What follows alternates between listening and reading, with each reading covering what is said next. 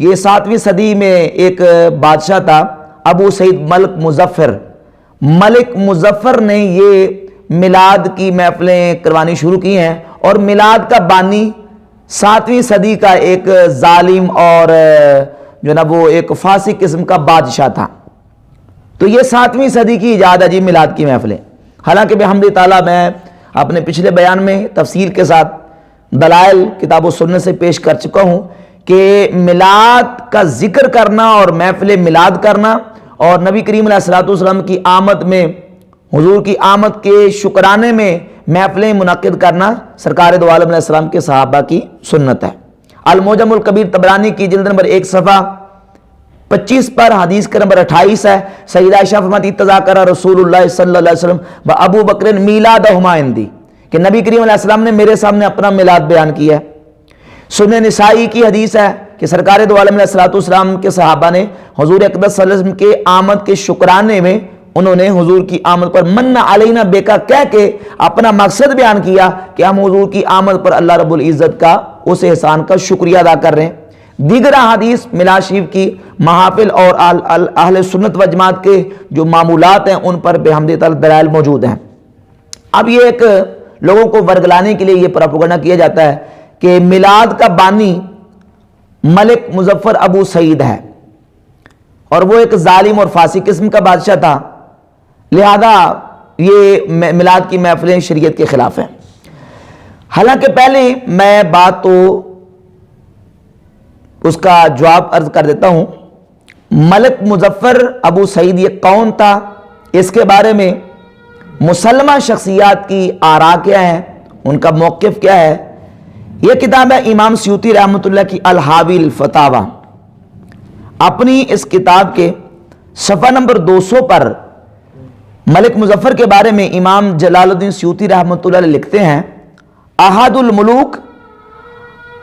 الملوک الامجاد والقبراء الاجواد وکان لہو آثار حسنہ، کہ وہ بادشاہوں میں سے سخی بادشاہوں میں سے ایک سخی بادشاہ تھا اور ایک بہت بڑا سخی آدمی تھا، وکان لہو آثار حسنہ، اور اس کے بہت سارے ایسے کام ہیں جو نیکی کے کام ہیں جو انہوں نے نیکی کے کام کروائے ہیں۔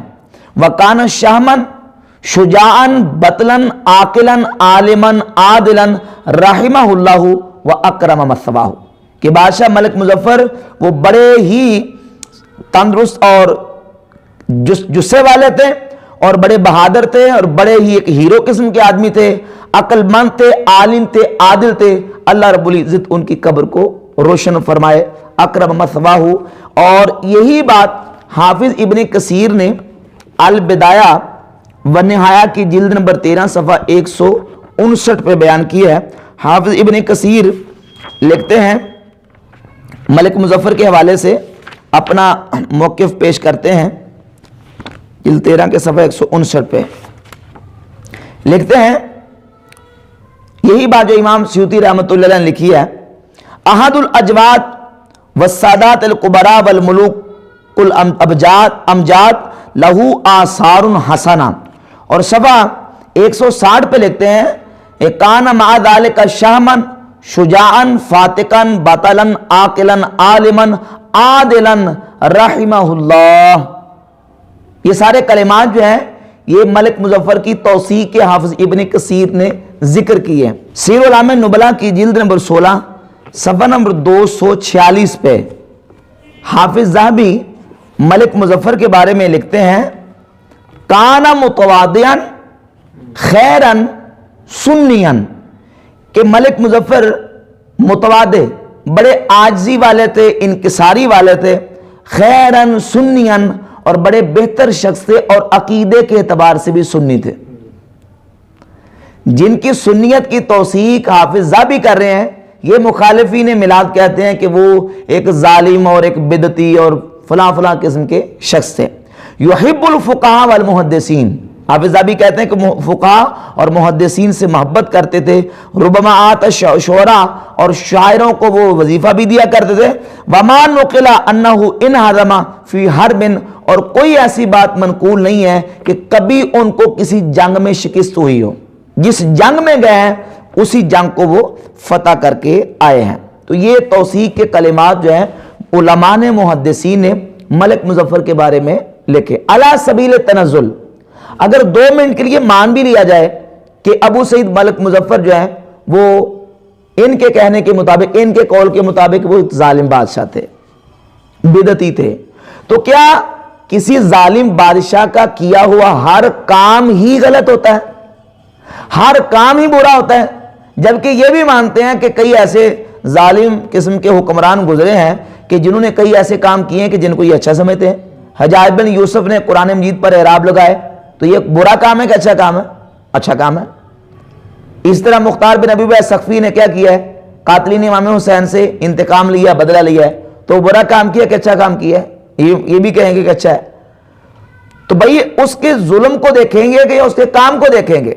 اور صحیح بخاری میں حدیث ہے، نبی کریم صلی اللہ علیہ وسلم نے ارشاد فرمایا ان اللہ یؤید ھذا الدین بالرجل الفاجر، اللہ رب العزت کبھی کبھی اس دین کی مدد فاجر قسم کے لوگوں سے بھی کروا دیتا ہے. تو علی سبیل تنزل اگر مان بھی لیا جائے کہ وہ فاجر تھے، فاسق تھے، بدعتی تھے، تو بدعتی کا یا فاسق کا کیا ہوا ہر کام غلط اور بدعت اور گناہ نہیں ہوتا. حالانکہ محدثین علماء نے گواہیاں دی ہیں کہ ملک مظفر جو ہے وہ سنی تھے اور عالم تھے، عادل تھے، اور ان کے لیے رحمت کی دعائیں ابن کثیر نے کی ہیں، حافظ سیوطی علیہ رحمہ نے کی ہیں. تو علماء محدثین نے ان کی توثیق کی ہے. لہذا یہ غلط قسم کا پراپوگنڈا کر کے ان کو میلاد کا بانی تصور کر کے اور ان کو ڈکلیئر کر کے یہ ایک سازش کرتے ہیں کہ لو جی میلاد کا آغاز جو ہے وہ تو 7ویں صدی میں کیا گیا. حالانکہ یہ اعتراض بالکل باطل ہے. یہی اعتراض روافض کی طرف سے سیدنا فاروق اعظم رضی اللہ تعالیٰ عنہ اور نبی کریم علیہ السلام کے صحابہ پر ہے. رافضی کہتے ہیں نا کہ حضرت عمر ہے، تراوی کے والے سے بھی کہتے ہیں. رافضی کہتے ہیں کہ تراوی کا بانی حضرت عمر ہے.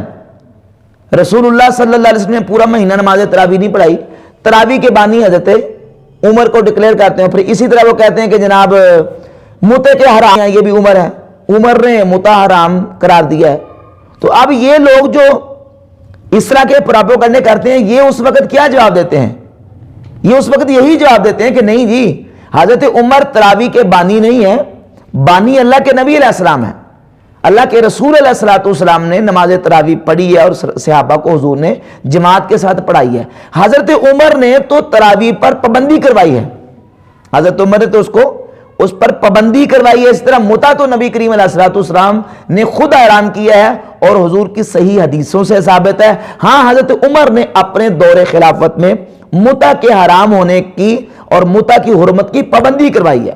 تو جس طرح حضرت عمر کے پابندی کروانے سے ان کو متع کے حرام ہونے کا بانی ڈکلیئر نہیں کیا جا سکتا، نہیں کہا جا سکتا، نماز تراوی کا بانی نہیں کہا جا سکتا، اسی طرح ملک مظفر بادشاہ نے اپنے دور حکومت میں انہوں نے پورے ملک میں، پوری سلطنت میں سرکاری طور پہ نبی کریم علیہ السلام کا میلاد جو ہے اس کو منوایا ہے اور میلاد کروایا ہے. ان کو بانی نہیں کہہ سکتے. ہاں یہ کہہ سکتے ہیں کہ انہوں نے اپنے دور میں، اپنے دور حکومت میں ملک مظفر نے سرکاری طور پہ حضور علیہ السلام کے میلاد کی محافل کا انعقاد کیا.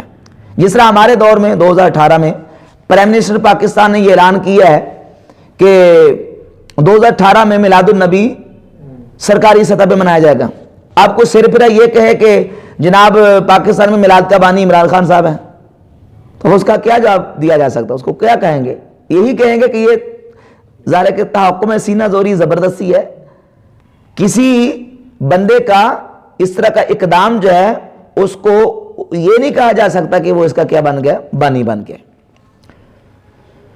تو بحمد اللہ میلاد کی محفلیں شروع سے ہو رہی ہیں، ہر صدی میں، ہر قرن میں، اور نبی کریم علیہ السلام کے دور پاک سے، حضور کے صحابہ کے دور سے لے کر آج تک اہل ایمان نبی کریم علیہ السلام کی عظمت کی محافل کا انعقاد کرتے آ رہے ہیں.